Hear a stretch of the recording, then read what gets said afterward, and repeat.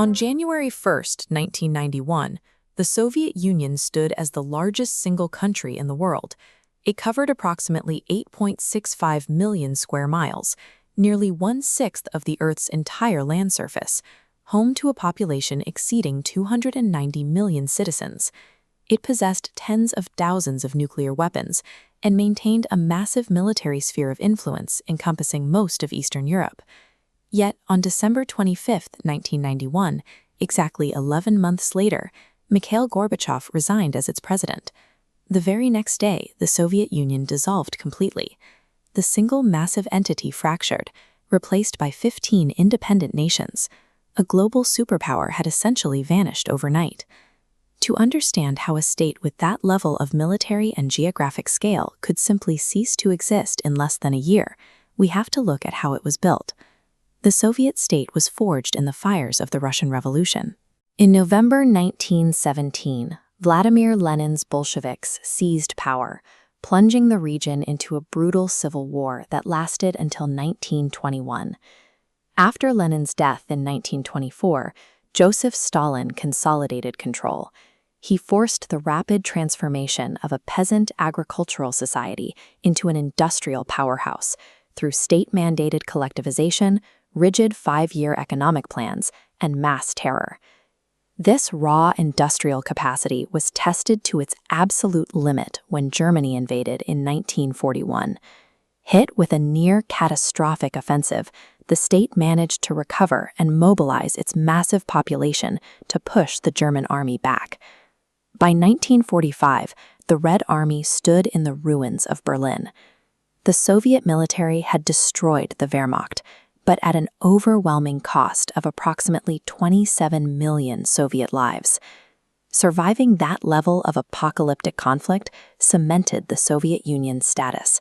It emerged from the Second World War as one of the world's 2 major global powers. What followed was the Cold War, a fierce competition conducted across military, technological, and economic domains, always against the permanent backdrop of potential nuclear warfare. The state achieved massive technological milestones. They launched Sputnik, the first artificial satellite, in 1957, and successfully sent the first human being into orbit in 1961. These outward successes helped Moscow maintain a vast network of allied communist governments across Asia, Africa, and Latin America. To many observers at its peak, the Soviet model looked like a highly credible alternative to liberal capitalism. Inside the borders, however, severe structural problems were mounting. Centralized economic planning grew increasingly inefficient as the state's needs became more complex. Everyday consumer goods were chronically undersupplied, and corruption pervaded every level of the system. This chart shows the estimated trajectory of Soviet military spending against overall economic growth. You can see the defense budget consuming an estimated 15 to 25% of the nation's total gross domestic product. The state was buckling under its own weight. It simply could not generate enough wealth to indefinitely support its enormous military and industrial commitments. When Mikhail Gorbachev took power in March 1985, he recognized these failures. He attempted to save the system by introducing perestroika, limited market restructuring, and transparency. But glasnost quickly broke containment. Given permission to speak openly, the press and the public started discussing topics that had been forbidden for decades, from Stalin's historical crimes to the immediate daily economic failures. This new transparency exposed deep, undeniable state failures in real time. Citizens openly criticized the disastrous 9-year war in Afghanistan, which cost approximately 15,000 Soviet military lives, and the horrific 1986 nuclear catastrophe at Chernobyl. The entire structure of the state relied on controlling exactly what the public knew. By introducing this new transparency to try and save the economy, Gorbachev accidentally destroyed the regime's political legitimacy. In 1989, Gorbachev made a critical decision. Moscow would no longer use military force to prop up allied communist governments in Eastern Europe. He formally abandoned the Brezhnev Doctrine. Without the threat of Soviet tanks, regional regimes collapsed. Poland's solidarity movement swept elections.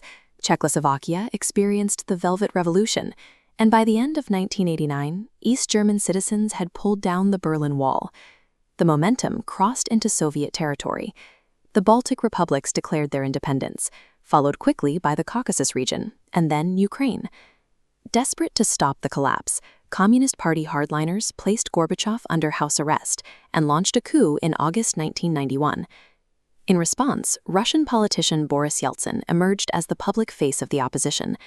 Yeltsin climbed atop a tank outside the Russian parliament on live television and denounced the plotters. Confronted with massive street protests in Moscow and an unwilling military, the coup collapsed in just 3 days. The failed takeover had the exact opposite of its intended effect.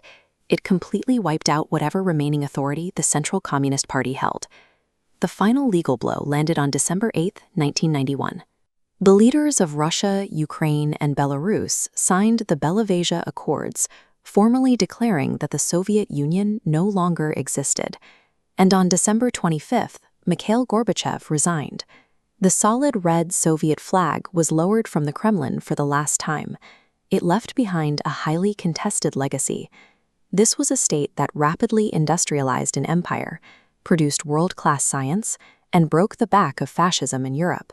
But it also produced forced collectivization famines, the vast prison network of the Gulag, and a political apparatus that killed millions of its own citizens.